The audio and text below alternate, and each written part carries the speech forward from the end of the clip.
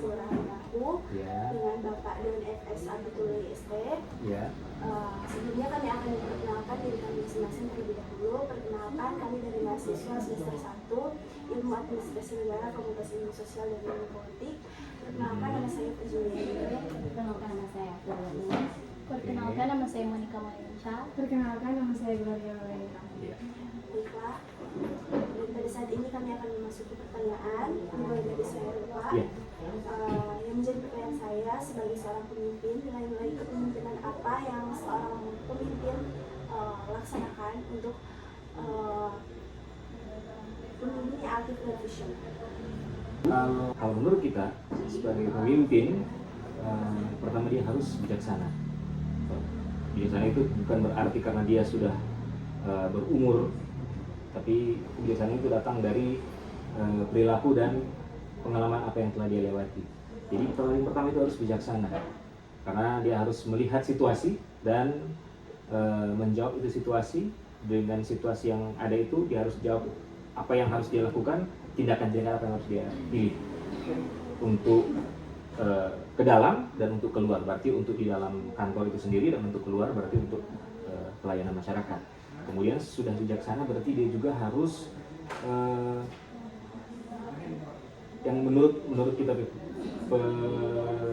pengalaman di sini, dia harus punya nilai kekeluargaan, memberi arahan cara untuk membagi pekerjaan itu harus diatur dengan baik. Itu jadi orang berusaha untuk, jadi nilai keluarga yang kita maksud seperti itu. Orang di luar orang bekerja dengan nilai-nilai yang ada, orang pe mindset apa yang orang akan lakukan, tetapi orang juga harus mengingat bahwa orang di sini bertanggung jawab juga dengan orang pe sesama. Kembali ke poin yang pertama, bijaksanalah dalam dalam bekerja, dalam memimpin, dalam membagi tugas. Jadi kita rasa dua hal itu yang paling utama. Bijaksana dalam melihat situasi dan menyikapi apa yang ada, dan kekeluarganya itu. Kekeluargaan dalam artian seperti itu, orang saling mengingat orang ke situasi dan posisi. Gitu kira-kira yang kita terapkan di sini. Oke.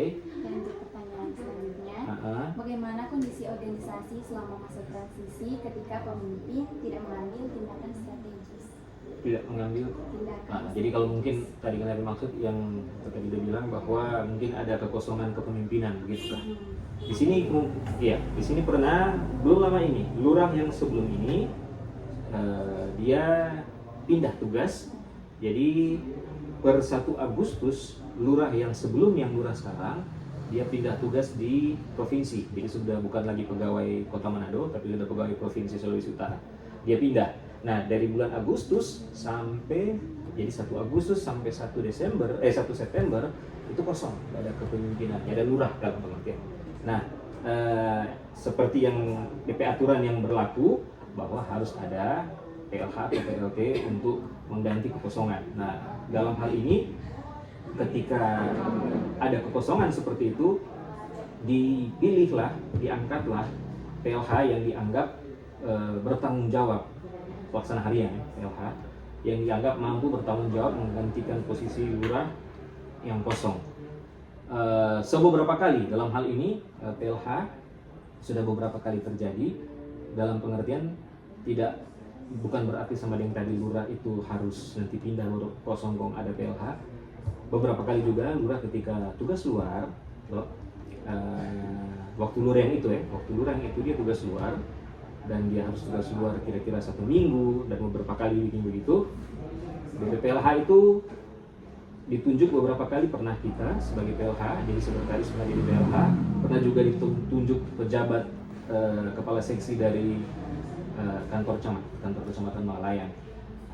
Pokoknya harus ada satu orang yang akan bertanggung jawab menggantikan posisi, tetapi dalam hal ini dia tidak semua tanggung jawab lurah itu dibebankan ke ini PLH. Ada batasan-batasan.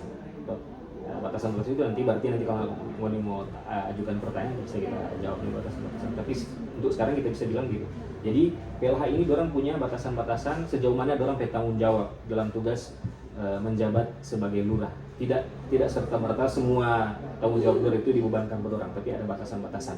Nah, kita juga pernah dari kantor kecamatan ke kepala seksi, dan itu pernah terjadi beberapa kali, dan akhirnya itu yang untuk jangka waktu 1 minggu, dan akhirnya ketika lurah yang itu pindah tugas di Provinsi Sulawesi Utara dapat tunjuk untuk jadi PLH itu Lurah Malalayang Satu Timur.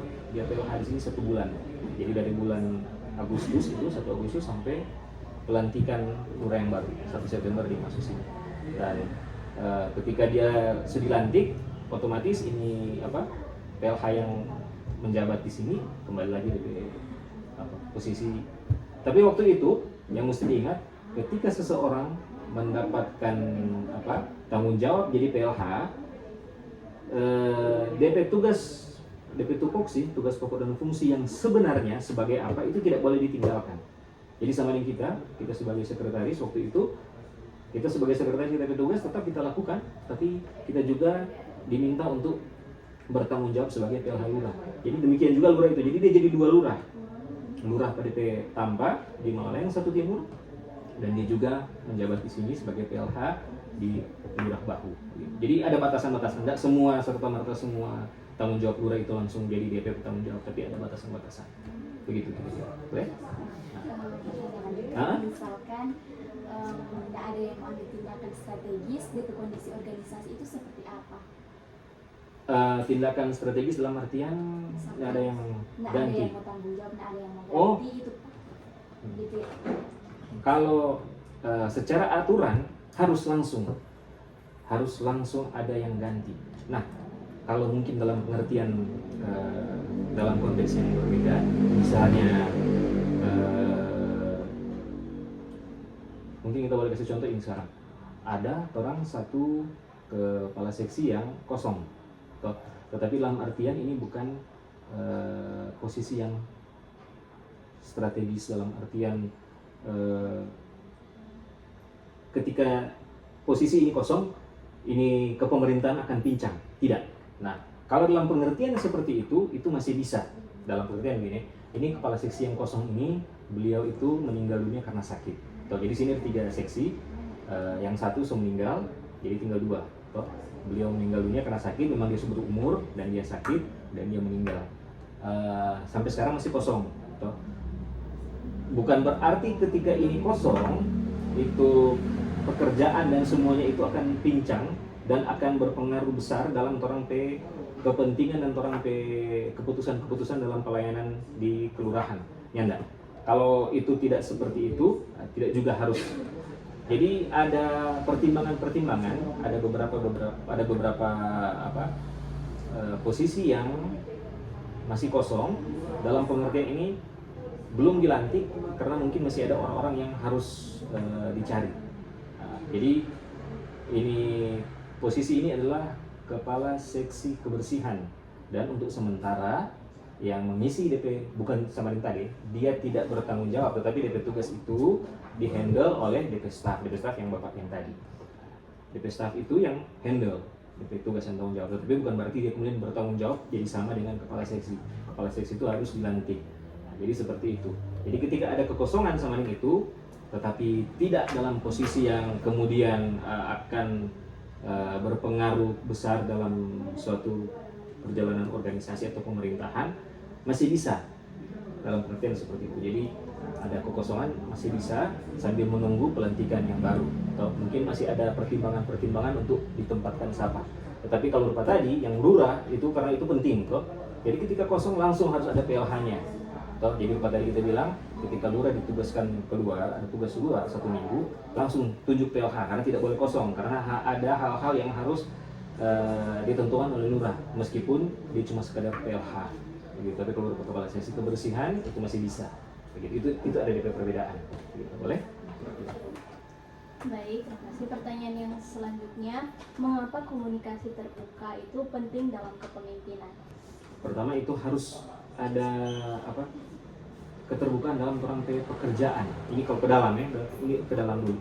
Kalau dalam ke dalam lingkup orang sebagai pegawai, sesama pegawai dan sesama di dalam kelurahan harus saling terbuka dalam artian misalnya ketika ada apa-apa, kong nyanda mau bersuara kamar itu, akhirnya kan ada pekerjaan yang mungkin terhambat cuma karena satu orang nggak bersuara. Jadi harus bilang biar cuma mau keluar atau misalnya Pak Lurah, Pak Sek, kita kok ada mau ini ya. Saya mengerti, oh iya, ini Bapak, ini Ibu minta izin ke sini karena urusan keluarga dan seterusnya. Ya apa-apa, silahkan. Yang penting bersuara, melapor. Kemudian tugas dan tanggung jawab itu Bapak atau Ibu yang keluar itu bisa digantikan oleh orang lain untuk sementara. Jadi itu paling sederhana, hal yang sama yang kita bilang tadi paling sederhana. Ya begitu bilang mengacu di pertanyaan yang pertama, itu yang tadi kita bilang. Selain tanggung jawab itu yang kekeluargaan tadi. Kalau nyanak terbuka, nyanak ada dasar kekeluargaan, nyanak terbuka, itu akan berjalan. Karena ketika dalam suatu organisasi atau sebuah kantor misalnya, kalau dalam bidang kepemimpinan tidak ada unsur kekeluargaan itu, anak buah pasti akan berat mau saling mau terbuka. Jadi ketika mungkin dia ada menemukan hal, ada ganjalan apapun dalam pekerjaan, mungkin ada orang lapor kamari kong masih terus Pak Lurah atau enggak nanti biar nanti itu Bapak tadi langsung bilang Pak Lurah begitu, nanti tidak terbuka karena nanti Lurah yang atur sendiri. Karena mungkin tidak kaku dalam berkomunikasi, tadi kita bilang kasih terus Pak Lurah, Pak Lurah ini tadi udah begini kan, itu lebih enak mau berkomunikasi ketika semua berjalan dengan baik, kekeluargaan yang tadi kita bilang. Jadi itu sangat penting karena itu hal paling kecil yang kadang-kadang orang simpan itu bisa berpengaruh dalam perangkat pelayanan, dalam perangkat pekerjaan. Jadi ketika pekerjaan atau pelayanan itu terhambat untuk hal paling kecil saja, itu akan berpengaruh kemudian. Jadi orang mungkin betulnya bilang tuh hari betul ini Bapak ada begini, oh awas ya. Itu biar cuma kecil itu akan sangat berpengaruh. Itu keterbukaan itu penting. Gitu, boleh? Baik Bapak, terima kasih. Yang menjadi pertanyaan saya, menurut Bapak sikap dan tindakan apa saja yang mencerminkan kepemimpinan aktif dalam menghadapi tantangan institusional? Bertanggung jawab, pertama orang paham dulu apa orang itu tugas pokok dan fungsi, orang itu foksi, orang tahu orang ini melayani masyarakat. Jadi ketika orang sadar orang ke situasi dan orang ke posisi, orang ini orang bukan membeda-bedakan dengan kantor pemerintahan yang lain, tetapi kantor yang melayani masyarakat akan berhubungan langsung dengan warga dengan berbagai macam latar belakang. Butuh energi ekstra dalam bertanggung jawab untuk pelayanan. Itu kita maksud. Ketika dalam artian orang harus tahu membawa diri, karena jangan sampai ketika orang pertama ada satu orang pun yang tidak punya masalah, tapi ketika orang itu masalah yang orang punya, orang tetap bawa di dalam suasana kantor, dalam artian orang akan melayani masyarakat pun orang ke suasananya enak yang dari rumah pun orang bawa, dan ada orang datang bertanya dan orang tidak mampu jawab dengan baik. Jadi dengan suasana yang tidak baik yang orang bawa dari rumah atau dari mana saja, dari luar kantor, itu orang tetap bawa dalam hati, dalam orang tingkah laku. Ketika orang sampai di kantor dan orang menerima masyarakat berkeluhan dan seterusnya, dan orang ke suasana belum baik, orang pasti orang biar mungkin cuma bertanya alamat, jadi coba saya diri cuma di lorong sini, mungkin akan dia hal seperti itu. Jadi itu kita maksud. Orang bertanggung jawab, orang ke posisi bahwa orang ini melayani warga, melayani masyarakat, melayani orang yang orang tidak kenal sekalipun, karena hampir pasti orang tidak kenal orang yang mendatang. Bagaimana orang mampu membawa orang diri untuk itu? Karena memang orang ditempatkan untuk melayani masyarakat. Jadi menurut kita itu, orang visi dan orang pola pikir dan seterusnya itu memang benar-benar harus mempertanggungjawabkan apa yang orang dipercayakan pada orang. Ketika orang dipercayakan dalam posisi seperti ini, orang mindset pun harus seperti itu. Karena orang harus mampu memberikan pelayanan yang terbaik untuk warga. Mungkin begitu sih. Atau kalau ini boleh tambah? Boleh? Sudah? Ya, sama-sama. Terima kasih Bapak. Iya.